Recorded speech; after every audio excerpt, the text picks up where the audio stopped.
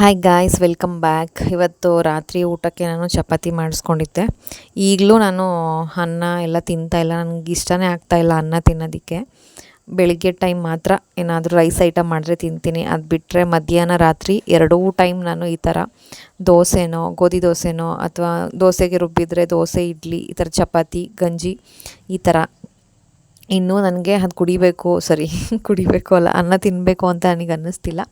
ಮತ್ತು ನನಗೆ ತುಂಬ ಬಾಡಿ ಎಲ್ಲ ಹೀಟ್ ಆಗಿಬಿಟ್ಟಿತ್ತು, ಅದಕ್ಕೆ ಬಾರ್ಲಿ ಗಂಜಿ ಮಾಡಿಸ್ಕೊಂಡಿದ್ದೀನಿ ಕುಡಿಯೋದಕ್ಕೆ ಅಂತ. ಮೊಸರು ಮಜ್ಜಿಗೆ ನನಗೆ ಆಗ್ತಾಯಿಲ್ಲ. ಮಜ್ಜಿಗೆ ಅನ್ನ ನಂಗೆ ತುಂಬ ಇಷ್ಟ ಆಯಿತಾ. ಮಜ್ಜಿಗೆ ಇಲ್ಲದೆ ನಂಗೆ ಊಟ ಮಾಡೋದು ಅಂದ್ರೇ ಆಗಲ್ಲ. ಅದನ್ನು ತಿಂತಾಯಿಲ್ಲ ಇವಾಗ. ಮಜ್ಜಿಗೆ ನಾನು ಊಟ ಮಾಡ್ತಾಯಿಲ್ಲ. ಮಜ್ಜಿಗೆ ಅಟ್ಲೀಸ್ಟ್ ಕುಡಿಯೋಣ ಅಂದರೆ ಮಜ್ಜಿಗೆ ಕುಡಿದ್ರೂ ಅದು ಏನಾಗುತ್ತೆ ಅಂದರೆ ನಾಲ್ಗೆ ಎಲ್ಲ ನನಗೊಂಥರ ಬೆಂಡಾದಂಗೆ ಅನ್ನಿಸ್ತಿದೆ. ಏನೋ ಒಂಥರ ಇಷ್ಟ ಆಗ್ತಿಲ್ಲ ಕುಡಿಯೋದಕ್ಕೆ. ಇನ್ನು ಮೊದಲೇ ಬೇಸಿಗೆ ಬೇರೆ ತಂಪು ಮಾಡ್ಕೋಬೇಕಲ್ಲ, ಅದಕ್ಕೆ ನಾನು ಬಾರ್ಲಿ ಗಂಜಿ ಮಾಡಿಸ್ಕೊಂಡಿದ್ದೆ. ನಂದು ಸ್ಕ್ಯಾನಿಂಗ್ ರಿಪೋರ್ಟ್ ಕೇಳ್ತಿದ್ರಲ್ಲ, ಸೊ ತೋರಿಸ್ತಾ ಇದ್ದೀನಿ.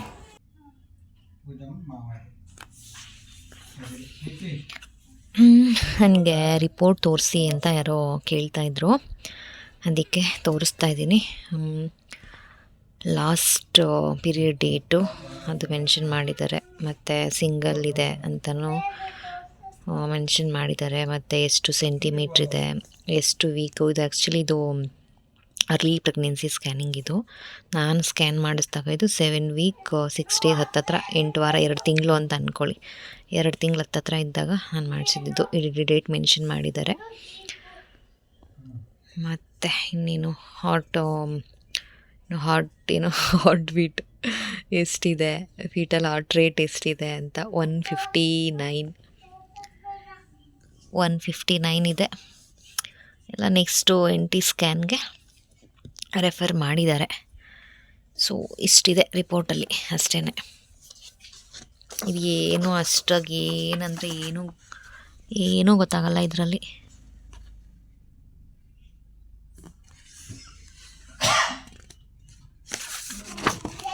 ಏನೂ ಕಾಣಿಸಲ್ಲ ಇಲ್ಲಿ.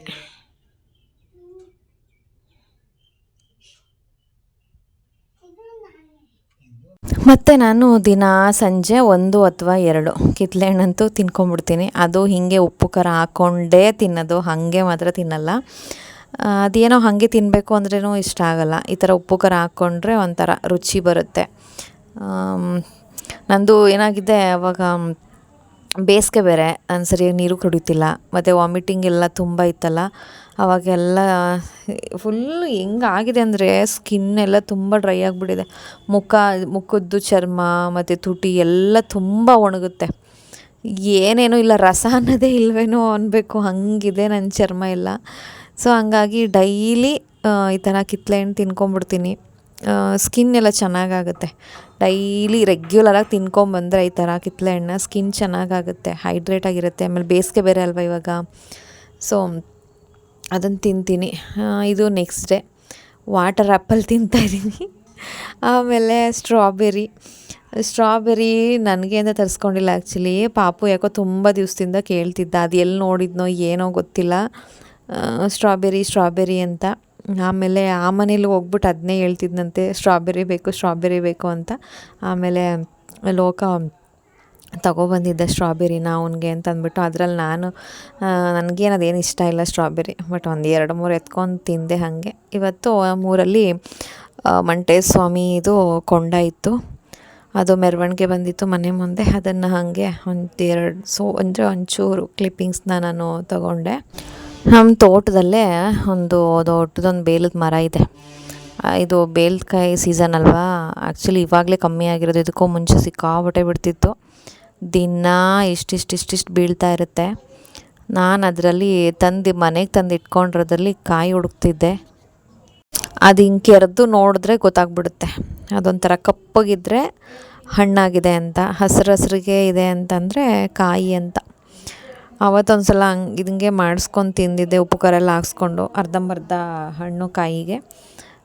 ಮತ್ತೆ ಇದ್ದರೆ ನೋಡೋಣ ಅಂತಂದ್ಬಿಟ್ಟು ಹುಡುಕ್ತಾ ಇದ್ದೆ. ಹಾಗೆ ಬೇಕಿದ್ದರೂ ತಿನ್ಕೊಬೋದು, ಅಷ್ಟು ಸ್ವೀಟಾಗಿದೆ ಮಾತ್ರ. ಇದರಲ್ಲಿ ಎಷ್ಟು ಒಳ್ಳೆಯ ಅಂಶಗಳಿದೆ ಗೊತ್ತಾ, ತುಂಬ ಒಳ್ಳೆಯದಿದು. ಎಷ್ಟೊಂದು ಜನ ಸಿಟಿಗಳಲ್ಲಿ ಇದಕ್ಕೆ ದುಡ್ಡು ಕೊಟ್ಕೊಂಡು ತಿಂತಾರೆ, ಬಟ್ ಹಳ್ಳಿಗಳಲ್ಲಿ ಇದು ಕೆಲವ್ರಿಗೆ ಬೇಕಾಬಿಟ್ಟು. ಬಟ್ ನಮ್ಮ ಮನೇಲಿ ಮಾತ್ರ ಜ್ಯೂಸ್ ಎಲ್ಲ ಮಾಡಿಕೊಂಡು ಕುಡಿತಿರ್ತೀವಿ. ನಾನಂತೂ ಚಿಕ್ಕ ವಯಸ್ಸಿಂದನೂ ಸಖತ್ತಾಗಿ ತಿಂದಾಕ್ಬಿಟ್ಟಿದ್ದೀನಿ ಮಾತ್ರ ಬೇಲ್ದಣ್ಣೆಲ್ಲ. ಆವಾಗೆಲ್ಲ ಹಣ್ಣು ತಿನ್ನಬೇಕು ಅಂತ ಅನಿಸೋದು, ಹಣ್ಣಿಗೆ ಬೆಲ್ಲ ಅಥವಾ ಸಕ್ಕರೆ ಹಾಕ್ಕೊಂಡು ತಿಂತಿದ್ದೆ. ಈಗ ಕಾಯಿ ತಿನ್ನಬೇಕು ಅಂತ ಅನಿಸುತ್ತೆ. ಏನಮ್ಮ ಇದಕ್ಕೆ ಆ್ಯಕ್ಚುಲಿ ಆನೆ ಹಣ್ಣು ಅಂತಲೂ ಕರೀತಾರಂತೆ. ಯಾಕೆ ಗೊತ್ತಾ, ಆನೆ ಇದನ್ನು ತಿಂದ್ಬಿಟ್ಟು ಈಗ ಲದ್ದಿ ಹಾಕತ್ತಲ್ವ, ಅದನ್ನು ನೋಡಿದ್ರೆ ಅದರಲ್ಲಿ ಅದು ಓಪನ್ನೇ ಆಗಿರಲ್ಲ ಆಯಿತಾ, ಮೇಲಿಂದು ಕರೆಕ್ಟೇ ಓಪನ್ನೇ ಆಗಿರಲ್ಲ, ಬಟ್ ಒಳಗಡೆ ಹಣ್ಣೆಲ್ಲ ಅದು ಡೈಜೆಷನ್ ಮಾಡ್ಕೊಂಡಿರುತ್ತೆ. ಎಷ್ಟು ಇದೆಂತ ನಿಜವಾಗ್ಲೂ ಮಿರಾಕಲ್ ಅನಿಸುತ್ತೆ ಅಲ್ವಾ. ಸೊ ಹಂಗಾಗಿದ್ದಕ್ಕೆ ಆನೆ ಹಣ್ಣು ಅಂತಲೂ ಕರೀತಾರಂತೆ.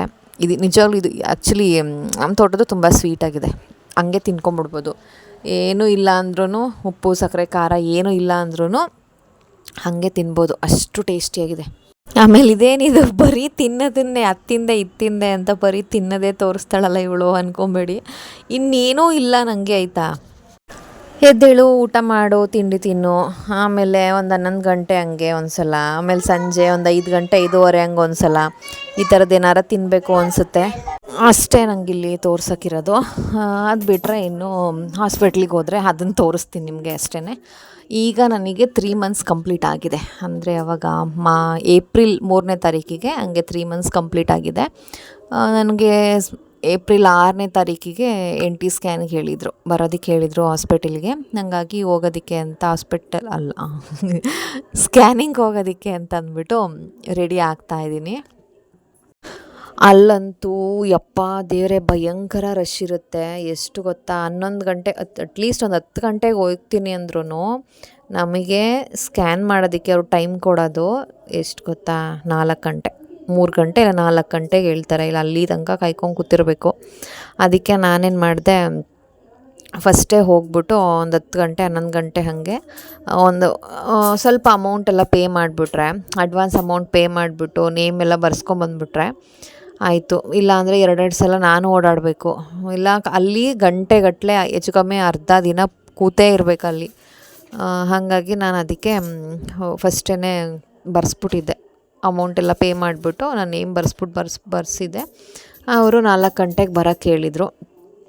ನಾನು ಹೋಗಿ ಬರೋಣ ಅಂತಂದ್ಬಿಟ್ಟು ರೆಡಿ ಆಗ್ತಾಯಿದ್ದೀನಿ. ಇವತ್ತು 2 ಇರೋದು, ಒಂದು NT ಸ್ಕ್ಯಾನ್, ಇನ್ನೊಂದು ಡಬಲ್ ಮಾರ್ಕರ್ ಟೆಸ್ಟ್ ಅಷ್ಟೇ. ಬ್ಲಡ್ ಟೆಸ್ಟ್ ಎಲ್ಲ ಮತ್ತೆ ಏನೂ ನನಗೆ ಬರ್ದಿಲ್ಲ. ಯಾಕಂದರೆ ಲಾಸ್ಟ್ ಟೈಮ್ ನಾವು ತಾಯಿ ಕಾರ್ಡ್ ಮಾಡಿಸ್ಬೇಕಾದ್ರೆ ಅಲ್ಲಿ ತಮಿಳ್ನಾಡಲ್ಲಿ ಗೌರ್ಮೆಂಟ್ ಹಾಸ್ಪಿಟ್ಲಲ್ಲೇ ಯಾವುದು ಆಲ್ಮೋಸ್ಟ್ ಎಲ್ಲ ಬ್ಲಡ್ ಟೆಸ್ಟು ಅವ್ರು ಮಾಡಿದರು. ಥೈರಾಯ್ಡ್ದೊಂದು ಬಿಟ್ಟಿದ್ರು ಅಷ್ಟೇ, ಅದೊಂದು ಲಾಸ್ಟ್ ಟೈಮ್ ಮಾಡಿಸಿದ್ದೆ. ಇನ್ನೆಲ್ಲ ಬ್ಲಡ್ ಟೆಸ್ಟು ಮಾಡಿಸಿದ್ರಲ್ಲ, ಅದು ನಾನು ಅದೇ ರಿಪೋರ್ಟ್ ತೋರಿಸಿದೆ ಡಾಕ್ಟ್ರಿಗೆ.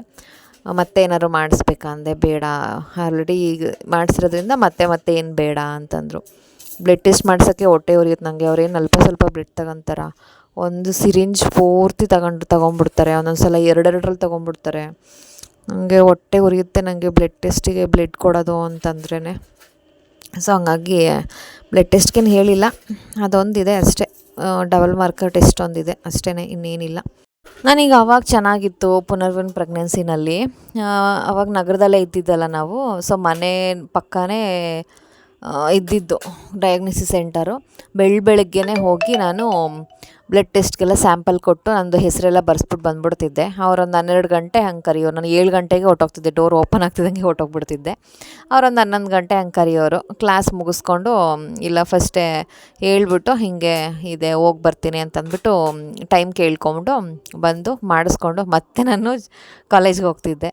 ಅದೇ ಒಂಥರ ಚೆನ್ನಾಗಿತ್ತು. ಇದು 2 ಸಲ ಸುತ್ತಾಡಬೇಕು ಇಲ್ಲಿಂದ ಅಲ್ಲಿಗೆ. ಬಿಸಿಲು ತುಂಬ, ಅದೇ ಬೇಜಾರು, ಇನ್ನೇನಿಲ್ಲ. ಪುನರ್ವನ್ನ ಮನೇಲೇ ಬಿಟ್ಟು ಹೋಗ್ತಾ ಇದ್ದೀನಿ ನಾನು. ಪಾಪ ಬಿಸಿಲು ಅಂತ ಅಷ್ಟೇ, ಇನ್ನೇನಿಲ್ಲ. ನನಗೆ ಬಿಸಿಲಿಗೆ ಹೋಗೋಕೆ ಒಂಥರ ಬೇಜಾರು. ಪಾಪ ಅವನು ಯಾಕೆ ಬಿಸಿಲಲ್ಲಿ ಒಣಗಿಸೋದು ಅಂತಂದ್ಬಿಟ್ಟು ಮನೇಲೇ ಅವನನ್ನು ಬಿಟ್ಟು ಮರೆಸಿ ಹೋಗ್ಬೇಕೀಗ ಅಷ್ಟೇ. ಸೊ ಆಮೇಲೆ ಏನಾಯಿತು, ಸ್ಕ್ಯಾನಿಂಗ್ದು ರಿಪೋರ್ಟ್ ಏನು ಬಂತು, ಆಯಿತಾ ಏನು ಎತ್ತಾ ಏನು ಬಂದಿದೆ ಸ್ಕ್ಯಾನಿಂಗ್ ರಿಪೋರ್ಟಲ್ಲಿ, ಅದೆಲ್ಲದನ್ನು ನಾನು ನಿಮಗೆ ನೆಕ್ಸ್ಟ್ ವ್ಲಾಗಲ್ಲಿ ಕಂಪ್ಲೀಟಾಗಿ ನಾನು ನಿಮಗೆ ತೋರಿಸ್ತೀನಿ. 2 ಸಲ ಎಲ್ಲ ಸ್ಕ್ಯಾನ್ ಮಾಡಬೇಕಾಗಿ ಬಂತು. ಅದು ಯಾಕೆ, ಏನಾಯಿತು ಪ್ರಾಬ್ಲಮ್ಮು, ಅದೆಲ್ಲದನ್ನು ನಾನು ಡೀಟೇಲಾಗಿ ಹೇಳ್ತೀನಿ. ಓಕೆ ಗಾಯ್ಸ್, ಈ ವ್ಲಾಗ್ನ ನಾನು ಇಲ್ಲಿಗೆ ಮುಗಿಸ್ತಾ ಇದ್ದೀನಿ. ಮತ್ತೆ ಹೊಸ ವ್ಲಾಗ್ಸಲ್ಲಿ ಸಿಗೋಣ. ಅಲ್ಲಿ ತನಕ ಬಾಯ್.